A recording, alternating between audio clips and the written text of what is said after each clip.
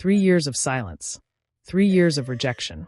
Zara was ready to leave her husband, Kang-Dae, until she discovered his secret vault of obsession. It wasn't hatred that kept him away. It was a terrifying fear of his own love. From the luxury of Hannam-dong to the dangerous docks of Incheon, this is the story of a woman who chose to fight alongside the monster she married. Welcome to the Moonlit Stories. We are thrilled to have you here in our world of high-stakes drama, heart-pounding suspense, and untamed romance. If you enjoyed this journey through the shadows of Seoul, please consider subscribing to our channel and hitting the notification bell. It helps us grow and allows us to keep bringing these intense stories to life for you. We love hearing from our global community. Tell us in the comments, which country are you watching from today? The Han River looked like a vein of liquid obsidian under the Seoul moon, shimmering with the reflected neon of a city that never slept. From the floor-to-ceiling windows of the Hannam-dong villa, Zara watched the lights of the Mapo Bridge, her breath fogging the expensive glass. This was arguably the most prestigious real estate in South Korea, a fortress of marble and glass perched high above the common world. Yet to Zara, it felt like a mausoleum. She had been here for 1,095 days, 3 years of a life measured in silence and silk. She adjusted her robe, the heavy emerald fabric a gift from a husband who communicated only through invoices and assistants. Zara was a long way from the humid, chaotic energy of Lagos. In Nigeria, her life had been loud, vibrant, and precarious. Here, in the heart of Seoul, her life was quiet, structured, and suffocating. She was the wife of Kang-Dae, a man the tabloids called a venture capitalist and the streets called the Iron King. He moved through the world like a blade, sharp, efficient, and cold. The bedroom door clicked open. Zara didn't turn around. She knew the rhythm of his footsteps, precise, heavy, and devoid of hesitation. Kang-Dae entered the room, shedding his charcoal suit jacket. Even at 2 a.m., he looked like he had just stepped off a magazine cover, his sharp jawline shadowed by the dim lamplight, his dark eyes fixed on some invisible point on the wall. He began to unbutton his shirt, his movements methodical. "You are still awake," he said. It wasn't a question. It was a statement of fact, delivered in that neutral, baritone voice that had become the soundtrack of her loneliness. "The silence is loud tonight, Kang-Dae," Zara replied, her voice carrying the soft lilt of her heritage, a sound that usually stood out in this clinical city. Tonight, it just sounded tired. He didn't respond. He never did. He moved to the dressing room, his back to her. Through the mirror's reflection, Zara saw the intricate ink that climbed his neck, tattoos that whispered of a history he refused to share. To the world, those tattoos were warnings. To her, they were just another layer of armor he wore against her. For 3 years, they had shared this bed, yet there was a canyon between them. Not once had he reached for her. Not once had he kissed her with the hunger a man should feel for his wife. He treated her like a piece of Goryo celadone, precious, fragile, and meant to be viewed from behind a velvet rope. Zara walked toward the bed, her feet sinking into the plush Persian rug. "I spoke to my mother today," she said, testing the air. "She asked when we were coming to visit Lagos. She asked if I was happy." Kang-Dae stilled, his fingers frozen on his watch buckle. For a heartbeat, Zara thought he might finally say something real. She hoped for a flash of anger, a spark of jealousy, anything that proved there was a pulse beneath that tailored exterior. But the moment passed. "The security situation in Nigeria is complex," he said, stepping out of the dressing room in his silk sleep trousers. "It is not the right time for travel. It's never the right time for anything with you, is it?" Zara's voice rose, a tremor of frustration breaking through her practiced composure. 3 years, Kang-Dae. We live like roommates who happen to be married. You give me diamonds when I want a conversation. You give me this villa when I want a home. I am 26 years old, and I feel like I am already buried." Kang-Dae finally looked at her. His eyes were like deep wells, dark and unreadable. There was a flicker of something there, a momentary shadow of pain, but he suppressed it so quickly Zara wondered if she had imagined it. He walked to his side of the bed, the distance between them feeling like 1,000 miles. "You have everything you need, Zara," he said quietly. "You are safe. That is enough." "Safe?" Zara laughed, a bitter, hollow sound. "I am a ghost, Kang-Dae, and I'm tired of haunting this house." She watched him lie down, his body rigid, keeping to his side of the mattress as if there were a literal wall between them. The rejection stung worse than a physical blow. She realized then that safety was just another word for a cage. As the clock chimed the hour, Zara made a silent vow. She would not spend night 1096 in this room. If she was a ghost, it was time she disappeared for real. Lydia, no, Zara, she reminded herself, reclaiming the name he rarely spoke, lay still in the darkness, listening to the rhythm of Kang-Dae's breathing. It was steady, unbothered, the sleep of a man who controlled his world with absolute certainty. Outside, the Seoul weather turned, a sudden spring downpour lashing against the reinforced glass of the villa. The sound was a trigger, pulling her mind away from the suffocating silence of the bedroom and dragging her back 3 years, to a night where the rain tasted like asphalt and blood. It was in Gangnam, the district of plastic surgery clinics and overpriced clubs, but far from the glitz. Zara had been finishing a double shift at a jazz bar, her feet aching in cheap heels, her mind filled with the mental arithmetic of rent and remittances sent back to Lagos. She was just another face in the expat crowd, invisible and exhausted. She remembered stepping off the curb, the pedestrian light green, the street empty. She remembered the sound first, the high-pitched whine of an engine pushed to its limit. Then came the blinding headlights, cutting through the sheets of rain like strobe lights in a nightmare. There was no time to scream. The impact was a thunderclap that rattled her teeth. The world spun violently, sky, pavement, neon, rain, blurring into a sickening kaleidoscope. She hit the ground with a wet, bone-jarring thud, sliding across the rough asphalt until her back slammed against a lamppost. Pain, hot and white, exploded in her leg and ribs. Through the haze of shock, she saw taillights fading into the distance. They didn't stop. They didn't even slow down. She was alone. The cold seeped into her bones, mixing with the warmth of her own blood spreading on the wet street. So this is it, she thought, a strange detachment settling over her. This is how I die. Miles from home, in the rain. Then the shadows moved. A car screeched to a halt nearby. Not the one that hit her, but a sleek, matte-black beast that looked more like a tank than a sedan. Doors flew open. Men in suits spilled out, shouting into radios, but Zara only saw one. Kang-Dae. He didn't look like the Iron King then. He looked like a man possessed. He sprinted toward her, disregarding the umbrella his bodyguard tried to hold over him. He dropped to his knees in the filth, his immaculate Italian suit soaking up the muddy, bloody water of the gutter. "Look at me," he commanded. His voice wasn't the cold, flat monotone she knew now. It was a low growl, vibrating with a terrifying intensity. Zara struggled to focus. His face was inches from hers, rain dripping from his dark hair onto her cheeks. His eyes, usually so void of emotion, were burning with something she couldn't name. Rage? Panic? Possession? I can't feel my legs, she whispered, the English words feeling heavy on her tongue. "You will not die tonight," Kang-Dae swore, his hands hovering over her injuries, afraid to cause more damage but desperate to hold her together. He ripped off his jacket and pressed it against the wound on her side. The silk ruined, stained crimson in seconds. "Do you hear me? I forbid it." He lifted her then. He didn't wait for the paramedics. He scooped her up into his arms, pulling her against his chest as if he could shield her from the Reaper himself. She remembered the scent of him, expensive sandalwood, rain, and the metallic tang of adrenaline. For a woman who had spent years fighting for every scrap of survival in a foreign land, that embrace was the most intoxicating thing she had ever felt. It was safety. Absolute, unyielding safety. The weeks that followed were a blur of sterile white rooms and beeping machines in a VIP wing of the Asen Medical Center. Kang-Dae was there every time she woke up. He sat in the corner, working on a tablet, a silent sentinel. He ensured the best surgeons rebuilt her. He handled the police, the hospital bills, the immigration bureaucracy. He erased her problems with a wave of his hand. When she was finally well enough to sit up, he didn't offer romance. He offered a contract. "The world is dangerous for a woman alone," he had said, standing by her hospital window, looking out at the city he ruled. "Marry me. You will never be cold, never be hungry, and never be hurt again." Zara, broken and weary, had looked at the man who ruined a $5,000 suit to kneel in the mud for her. She mistook his obsession for love. She mistook his protection for partnership. She said yes.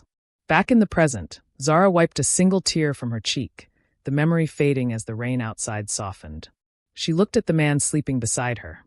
The man who had saved her life only to lock it away in a glass box. "You saved me from the rain," she whispered into the darkness, her voice barely audible. "But you left me in the cold." She turned her back to him, pulling the duvet tight. The memory of his desperate warmth that night was the only thing that had kept her here for 3 years. But memories were no longer enough. Tomorrow, the savior would wake up to find his bird had flown. The morning sun had not yet crested over the Namsan Tower when Zara made her move. The air in the bedroom was still thick with the humidity of the night's rain, but the silence, that heavy, oppressive silence that defined her marriage, was suffocating. Kang-Dae had risen before dawn, disappearing into the ensuite bathroom. The sound of the shower running was her starting gun. She slid out from under the covers, her bare feet hitting the cold marble floor. There was no hesitation this time, no lingering hope that today might be different.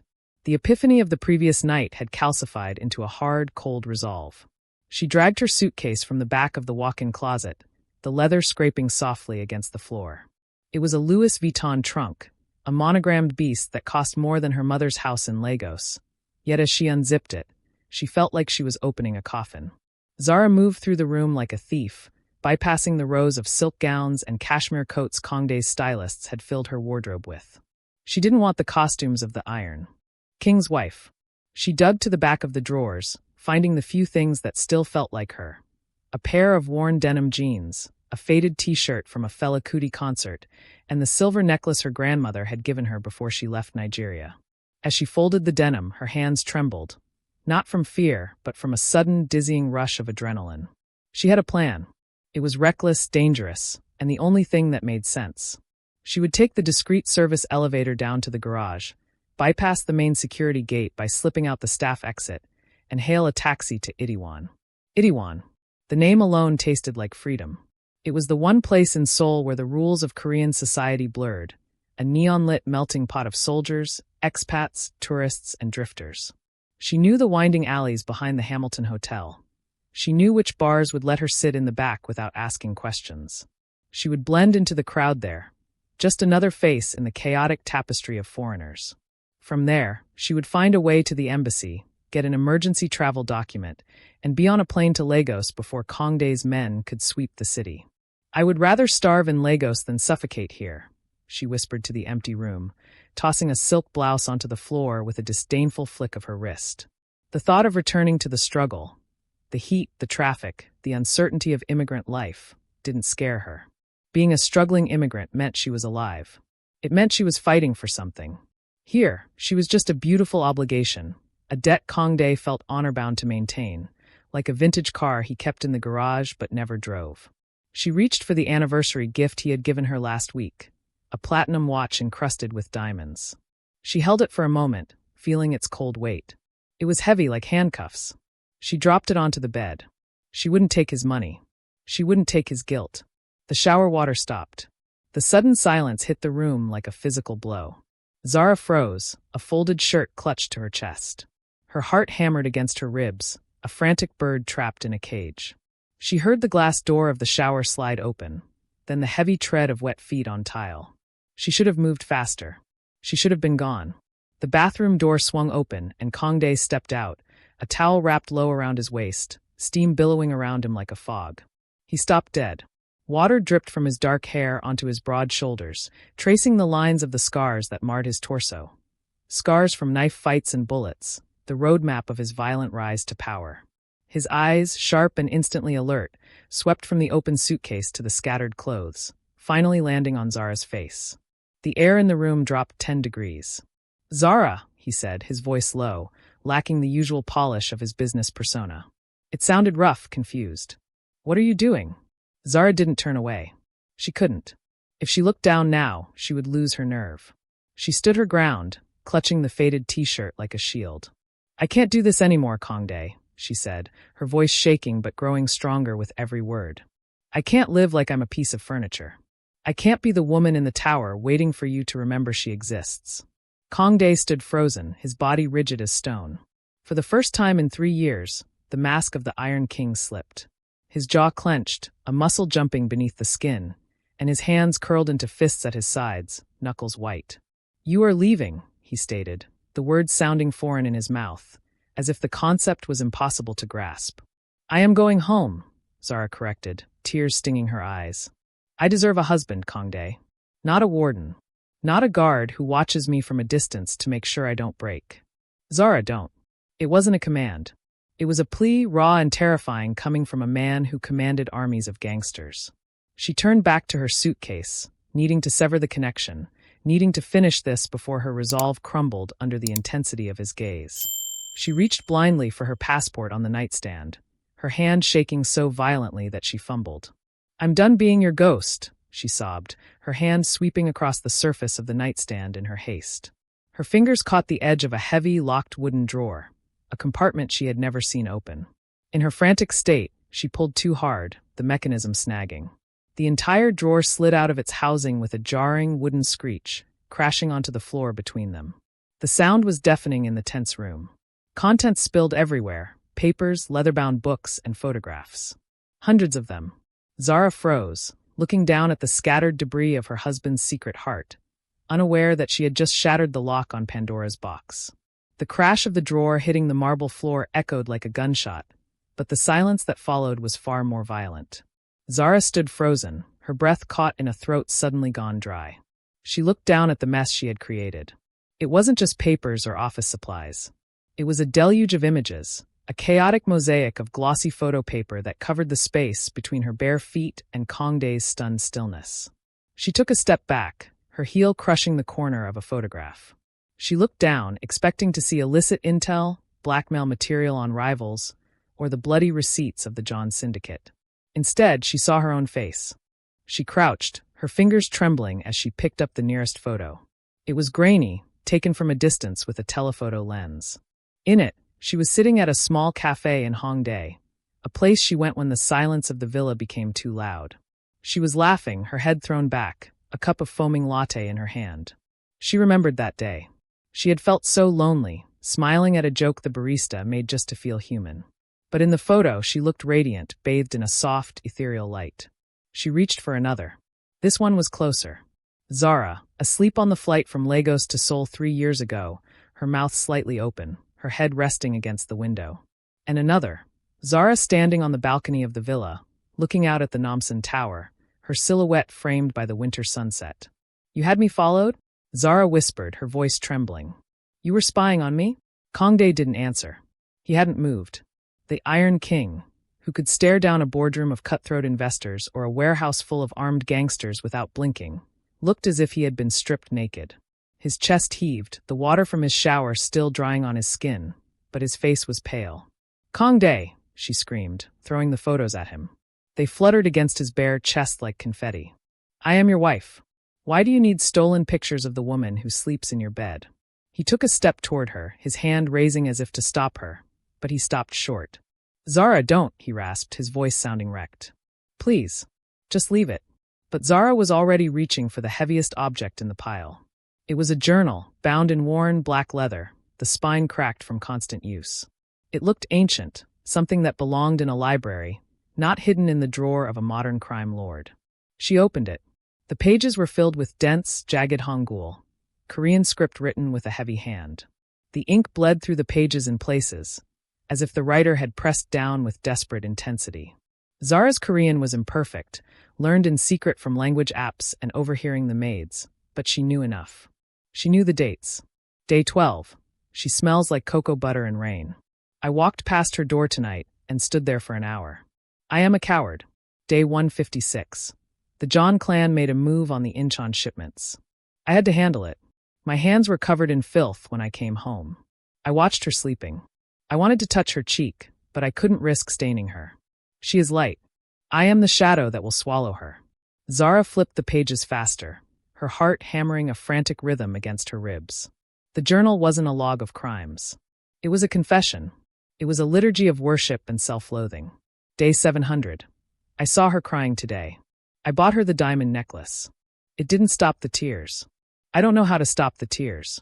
If I speak to her, if I let myself love her the way I want to, she becomes a target. They will see her. They will kill her to break me. I must be cold to keep her warm. The words blurred before Zara's eyes. She read the entry from the night before, the night she had decided to leave. Day 1095. I think she hates me. Good. Hate will keep her safe. If she hates me, she will leave, and if she leaves, the darkness won't touch her. But God help me, if she walks out that door, I will burn this entire city to the ground in grief. The book slipped from Zara's fingers, hitting the floor with a dull thud. She looked up at him. The monster. The warden. The husband. Kang-Dae was shaking. His fists were clenched at his sides, his eyes squeezed shut as if waiting for a blow. He looked utterly defeated, a man who had built a fortress to protect a treasure, only to realize the walls were crushing it. "You didn't touch me because you were afraid," she whispered, the realization hitting her with the force of a physical blow. "You ignored me to save me." Kang-Dae opened his eyes. They were red-rimmed and glistening. "My world is blood, Zara," he said, his voice cracking. "Everything I touch dies. My mother. My brother. I could not let them take you too. So you decided to kill me slowly with silence instead?" Zara asked, stepping over the scattered photos, closing the distance between them for the first time in 3 years. "I thought I was being noble," he confessed, looking down at her, his expression a mask of agony. "I thought I was strong enough to watch you from the shadows. But I was wrong." He looked at the suitcase, then back at her. "Go, Zara. Please. While I still have the strength to let you." Zara looked at the man trembling before her.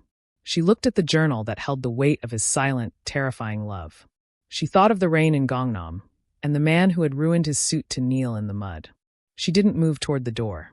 She moved toward him. "You are a fool, Kang-Dae," she said softly, reaching out. Her dark hand hovered over the tattoos on his chest, feeling the frantic heat of his heart beating beneath the scars. "You think you can protect me by starving us both?" She pressed her palm flat against his skin. He flinched, a sharp intake of breath hissing through his teeth, as if her touch was a brand. "I am not fragile," she said, her eyes locking onto his. "And I am done being safe." The air in the room shifted, charged with a sudden, electric tension. The wall Kang-Dae had built for 3 years didn't just crack, it pulverized. He didn't speak. He didn't offer a rebuttal or a warning. The logic that had governed his life, the cold, calculated distance he maintained to keep her breathing, evaporated under the heat of her touch.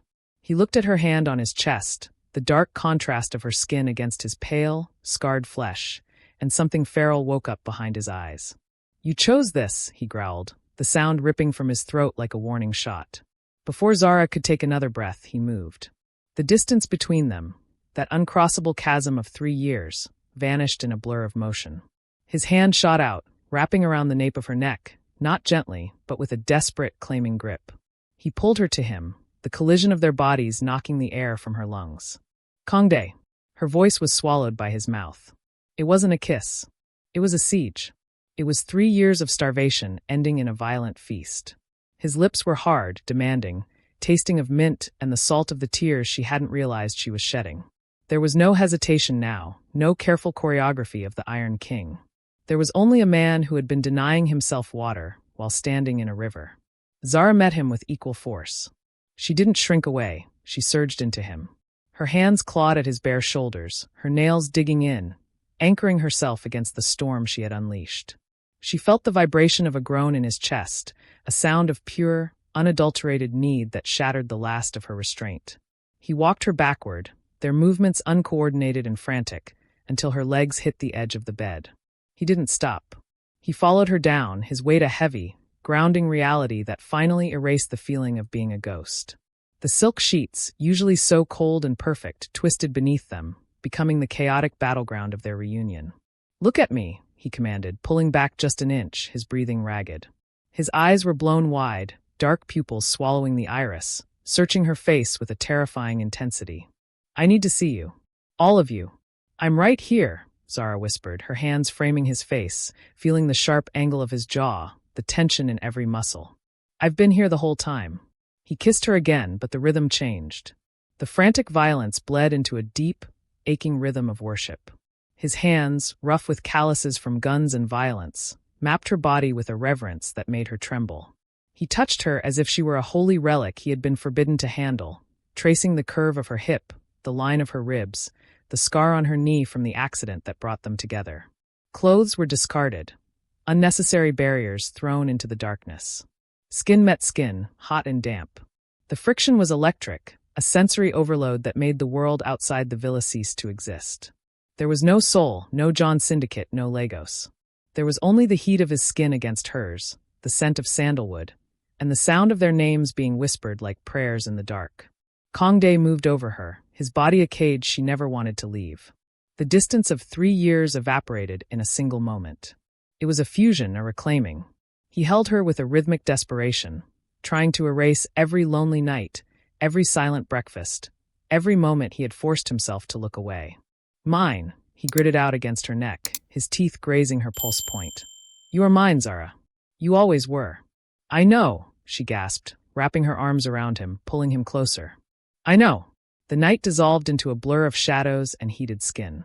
It was an unraveling that left them both breathless, tangled in the ruins of the bedding, their bodies slick with sweat, hearts hammering in a synchronized, frantic rhythm. Kang-Dae collapsed against her, burying his face in the crook of her neck. The mighty Iron King, the man who made grown men tremble, was trembling himself. He held her so tightly it almost hurt, his arms wrapped around her as if he expected the floor to open up and swallow her whole. Zara stroked his hair, her fingers soothing the damp strands. The silence that filled the room now wasn't empty. It was heavy and full, thick with the aftermath of a storm that had finally broken. She felt the rise and fall of his chest against hers, heavy and real. Don't pull away, he murmured into her skin, his voice sounding exhausted and young. Not tonight. Not ever again. I'm not going anywhere, Zara promised, pressing a kiss to the top of his head. The ghost is gone, Kang-Dae. I'm real. They lay there as the adrenaline faded into a bone-deep exhaustion, limbs entwined, finally asleep in the bed that was meant for two. For the first time, the golden prison felt like a home. The sun that poured into the master bedroom of the Hannam-dong villa didn't feel like the harsh, interrogating light of the past 3 years. It felt like a benediction. Zara stirred, pulling herself up from the depths of a sleep so deep it felt narcotic. Her body hummed with a pleasant, heavy ache, the physical memory of the night's fever. She reached out instinctively, her hand seeking the cold, empty space that usually defined her mornings. Instead, her fingers brushed warm, solid skin. She froze, her eyes fluttering open. Kang-Dae was still there. The Iron King, a man whose internal clock usually had him reviewing stock portfolios and death warrants by 5 a.m., was fast asleep beside her. His arm was thrown heavy across her waist, tethering her to the mattress as if even in his dreams, he was afraid she might float away. Zara lay still, barely breathing, taking the moment to study the face that had been a mask for so long. In the softness of the morning light, the lines of stress around his eyes had smoothed out. His lips, usually pressed into a thin, severe line, were parted slightly. He didn't look like the monster of Seoul. He looked like a man who had finally put down a heavy load. She shifted slightly, and his eyes snapped open. There was a split second of disorientation, the reflex of a predator waking up in a strange place, before his gaze landed on her face. The tension drained from his shoulders instantly. You stayed, he rasped, his voice rough with sleep, a sound that sent a shiver down Zara's spine. I told you, Zara whispered, reaching up to brush a lock of dark hair from his forehead. I'm not a ghost anymore. Kang-Dae caught her hand, pressing his lips to her palm, then her wrist, then the inside of her elbow. I dreamt you left, he admitted, the vulnerability in his voice stark. I dreamt the rain came back and washed you away. The rain has stopped, Kang-Dae. He sat up, the sheet falling to his waist, revealing the map of scars on his torso. He looked at the chaos of the room, the overturned drawer, the scattered photographs, the clothes strewn across the floor like casualties of a war. For the first time, the disorder didn't seem to bother him. Stay here, he commanded softly, but there was no edge to it. I will make tea. Zara watched him leave the room, wrapping a robe around his waist. It was a domestic scene so ordinary it felt revolutionary. 10 minutes later, he returned with a tray. He had bypassed the house staff, making it himself. There were 2 cups of steaming baricha, barley tea, and a plate of sliced fruit. He set it down on the nightstand and climbed back into bed beside her, pulling the duvet up to cover them both. They drank in silence, but it was a comfortable silence, woven with the steam rising from the cups. Zara looked out the window at the skyline of Seoul. The Namsan Tower stood tall in the distance, a needle against the blue sky. My mother used to say that silence is where the truth hides, Zara said, blowing on her tea. For 3 years, I thought your silence was hatred. I didn't know it was a shield. It was a poor shield, Kang-Dae replied, staring into his cup. I almost lost you behind it.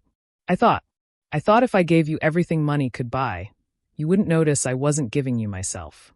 I noticed, Zara said dryly. The diamonds were cold, Kang-Dae. She leaned her head against his shoulder. This is warm. He set his cup down and wrapped his arm around her, pulling her into the crook of his neck. I promise you, Zara. No more walls. No more secrets. You will see everything. The business, the danger, the ugly parts of this life I lead. If you stay for all of it. I am not afraid of your world, Zara said firmly. I grew up in Lagos, remember? I know how to navigate chaos. What I was afraid of was being alone in it. You will never be alone again, he vowed, his voice dropping an octave, solemn as a church bell. I will burn this city to ash before I let silence come between us again. Zara closed her eyes, basking in the warmth of his skin and the scent of barley tea. For the first time, the massive villa didn't feel like a museum. It didn't feel like a golden cage. It felt like a home. She felt a profound sense of victory. They had defeated the internal enemy. They had conquered the fear and the trauma that had kept them apart. She believed the war was over. She didn't know that outside the reinforced glass, beyond the peace of their high-rise sanctuary, a black van was idling at the base of their private driveway. She didn't know that the Iron King's distraction had been noticed. She didn't know that while they were busy defeating the shadows between them, the shadows outside were gathering their weapons. More tea? Kang-Dae asked, his hand idly tracing patterns on her arm. Yes, Zara smiled, turning to kiss his jaw. We have all the time in the world. The lie hung in the sunlit air, beautiful and fragile, waiting to be shattered. The teacup made a soft, resonant clink as Zara set it down on the rosewood nightstand. She stretched her arms overhead, the silk robe slipping down her shoulder, basking in the rare sensation of absolute contentment.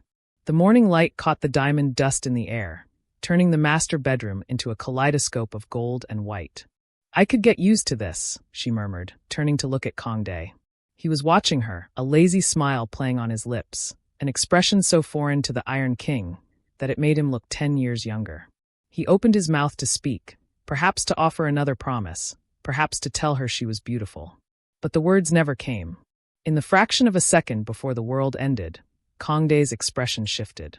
The softness vanished, replaced instantly by a look of primal, terrifying recognition.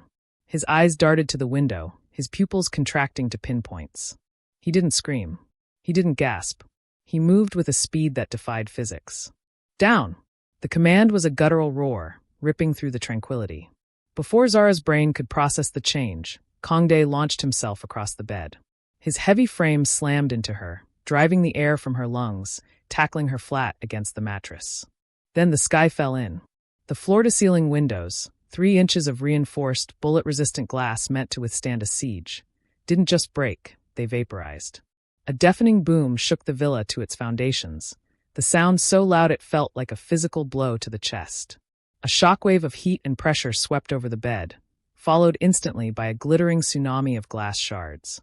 Zara screamed, but the sound was lost in the chaos. Thousands of razor-sharp fragments rained down on them. Kang-Dae covered her completely, his body a human shield, his arms locked around her head to protect her face. Zara felt him jerk violently, once, twice, as debris and force hammered against his back. Stay down, he snarled into her ear, his voice no longer the tender whisper of the morning. It was cold steel. It was the voice of the Iron King. The explosion was just the opening note.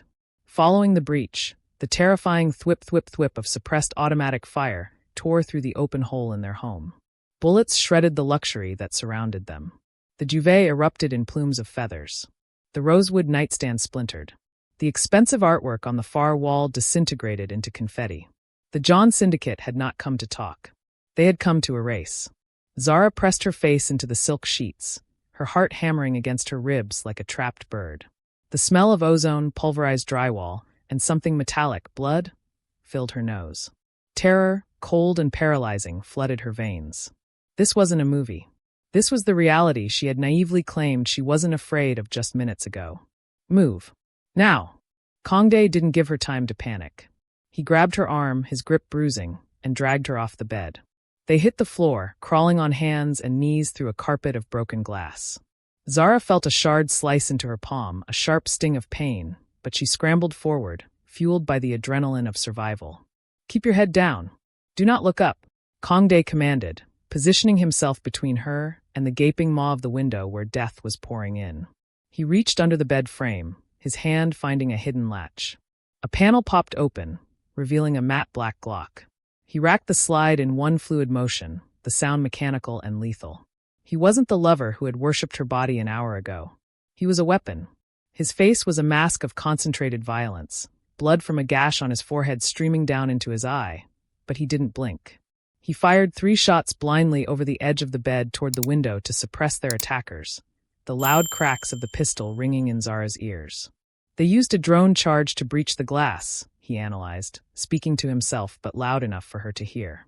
Snipers on the ridge. Kill team inbound. He looked at Zara. For a fleeting second, the mask slipped, and she saw the terror beneath, not for himself but for her. I promised you safety, he gritted out, his eyes wild. I lied. Kang-Dae. Go, he roared, shoving her toward the walk-in closet. To the back panel. The panic room. Go. Another hail of bullets chew up the floorboards inches from Zara's feet. She scrambled into the closet, the smell of cedar and expensive fabric now mixed with the acrid scent of gunpowder. She looked back one last time. Kang-Dae was crouched behind the overturned mattress, blood on his face, gun in hand, waiting for the shadows to enter. He looked magnificent. He looked terrified. He looked like he was preparing to die so she could live. Zara realized then that the peace of the morning hadn't been a victory. It had been a ceasefire, and the war had just begun. Zara scrambled backward into the depths of the walk-in closet, her bare feet slipping on silk robes that had fallen from their hangers in the chaos. The air was thick with the smell of cedar and cordite. Before she could reach the back wall, Kang-Dae burst in after her, slamming the heavy mahogany door shut and locking it. It was a flimsy barrier against the assault rifles tearing apart their bedroom, but it bought them seconds. He didn't speak. He moved to the section of the closet housing his bespoke suits, seized the rack, and wrenched it violently to the left. A mechanism clicked, followed by the hiss of hydraulics. The false wall slid open, revealing a steel elevator car barely large enough for 2 people. Inside, he barked, shoving her gently but firmly into the small metal box. He stepped in after her and slammed his palm against a biometric scanner. The doors hissed shut, sealing them in devastating silence, just as the closet door outside splintered under a fresh hail of gunfire. The lift didn't descend smoothly. It dropped like a stone. Zara's stomach lurched into her throat. She pressed her back against the cold steel wall, clutching her robe tight, her chest heaving. Beside her, Kang-Dae was a statue of tension. Blood from the gash on his forehead had trickled down to his chin, dripping onto his pristine white shirt. He wasn't looking at her. He was staring at the floor numbers ticking down.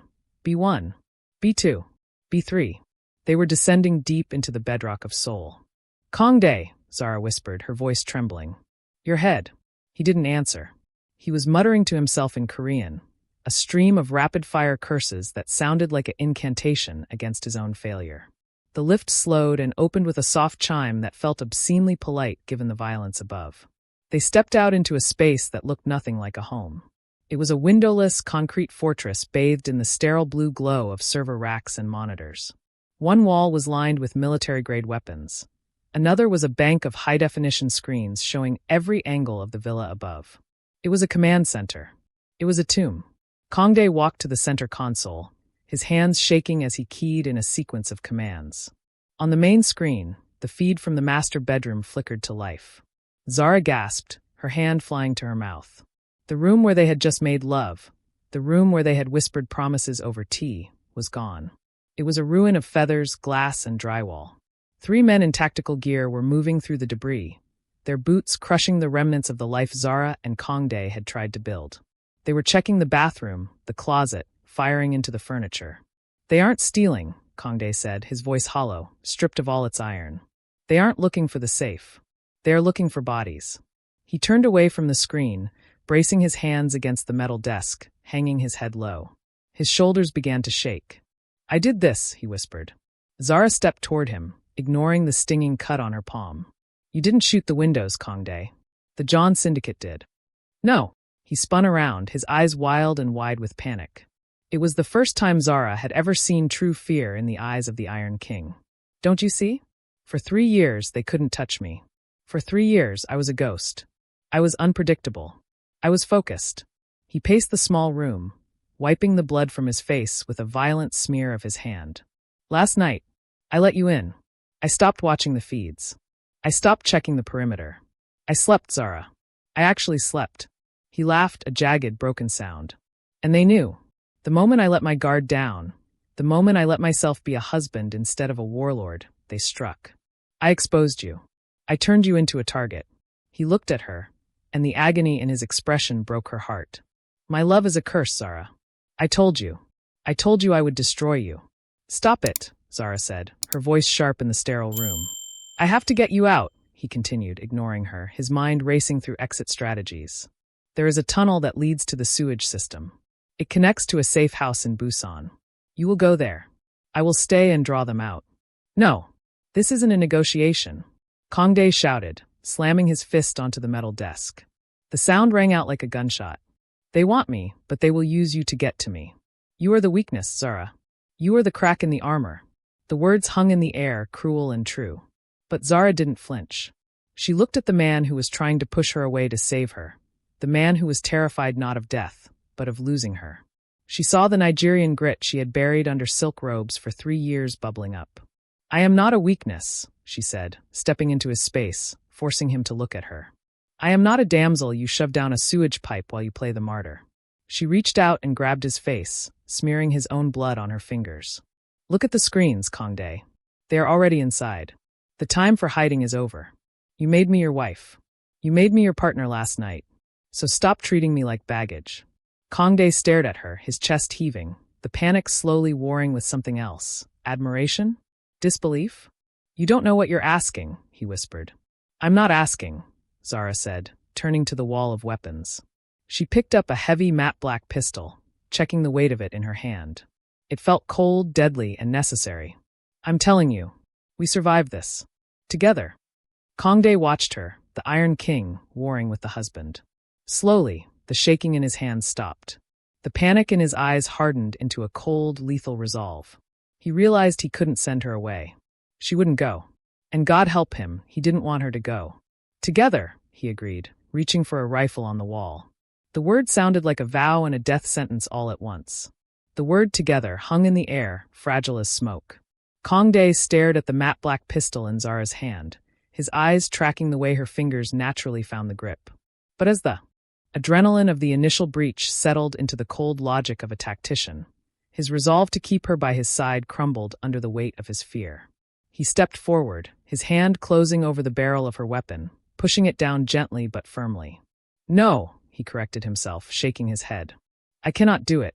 I cannot watch you bleed, Zara. He turned his back on her, moving to a heavy steel will set into the far wall of the bunker.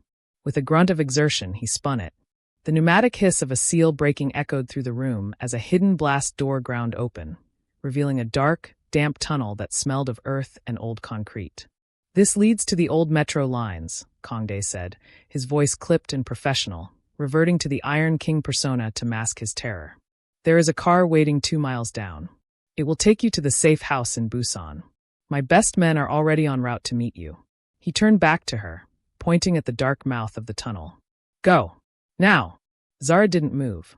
She stood planted in the center of the room, the pistol still in her hand, her chin tilted up in a gesture of defiance that Kang-Dae had never seen before. It wasn't the petulance of a neglected wife. It was the unyielding steel of a woman pushed too far. I am not going to Busan, she said, her voice steady. This is not a debate. Kang-Dae shouted, his control fraying. These are killers, Zara.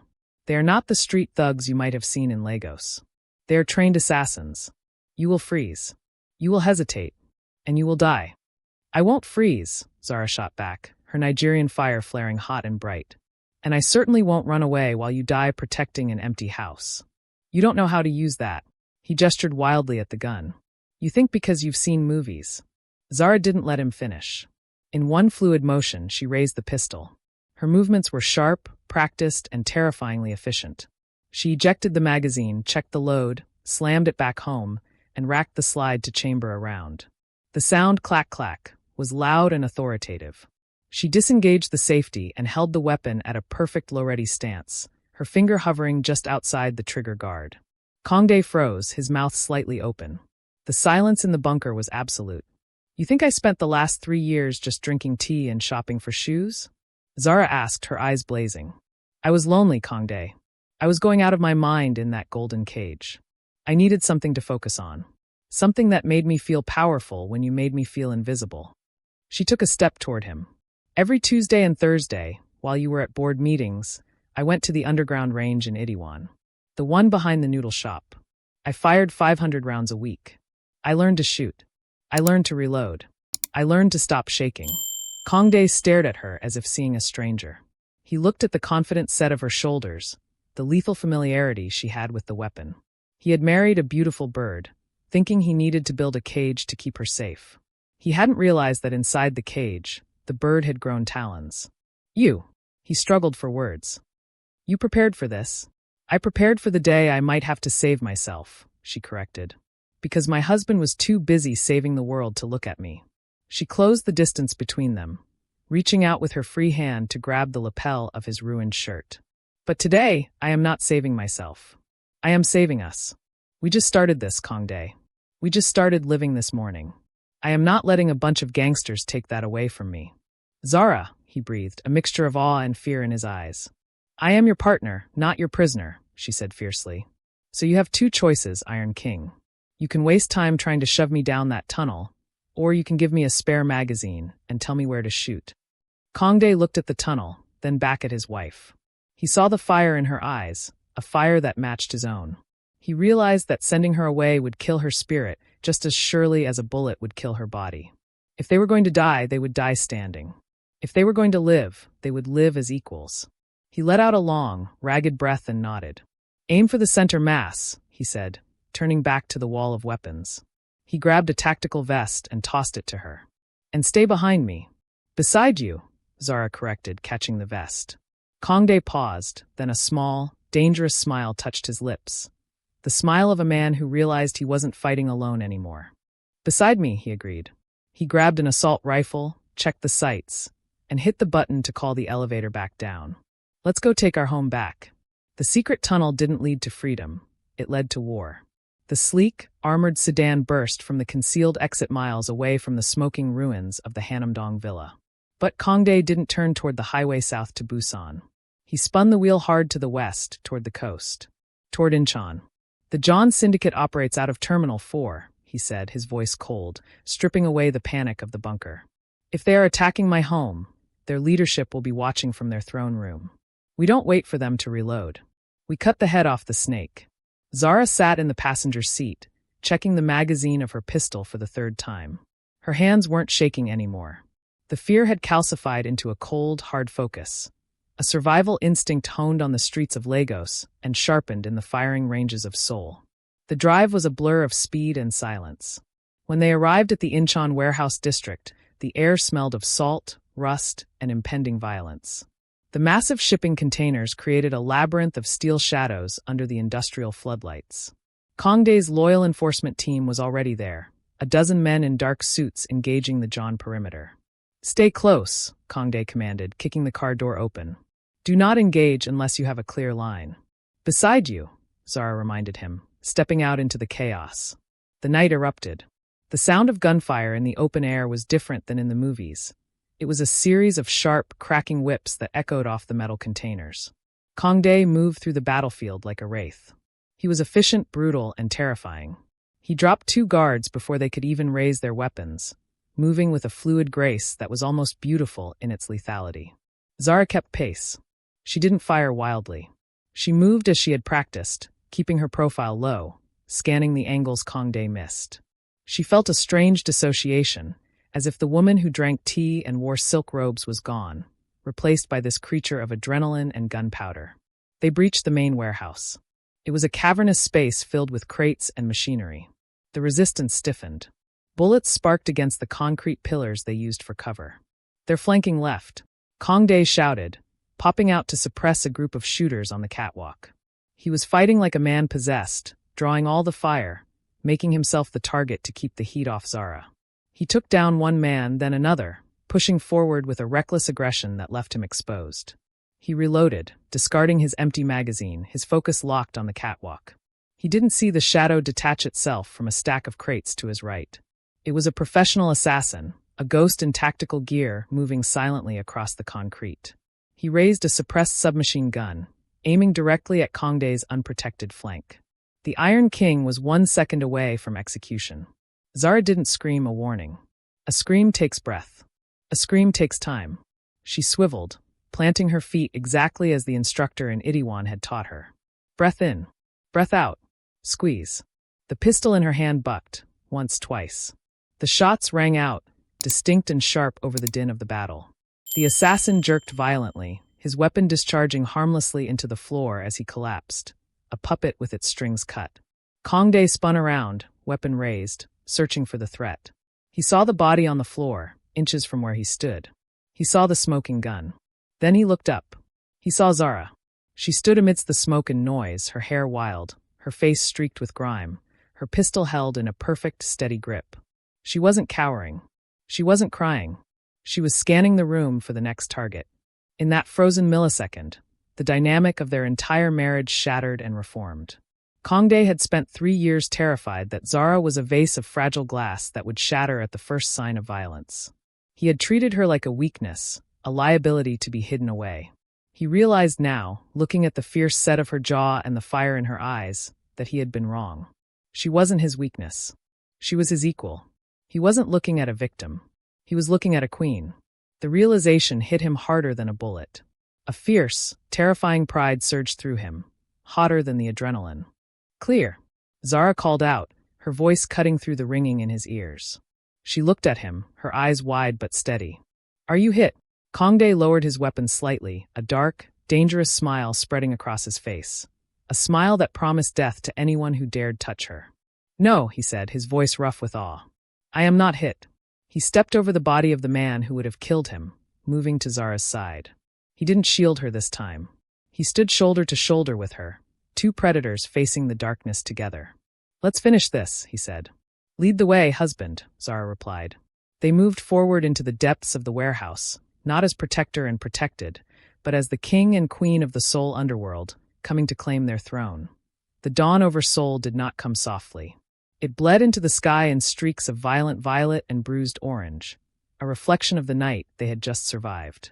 The drive back to Hannam-dong was silent, but it wasn't the suffocating silence of the past 3 years. It was the companionable, exhausted silence of soldiers returning from the front lines. The John Syndicate was broken. Their leadership lay scattered across the concrete floor of a warehouse in Incheon, their empire dismantled in a single night of fury by the Iron King and his queen. When the armored car crunched over the gravel of their driveway, the villa looked like a wound against the hillside. The pristine white facade was pockmarked with bullet holes.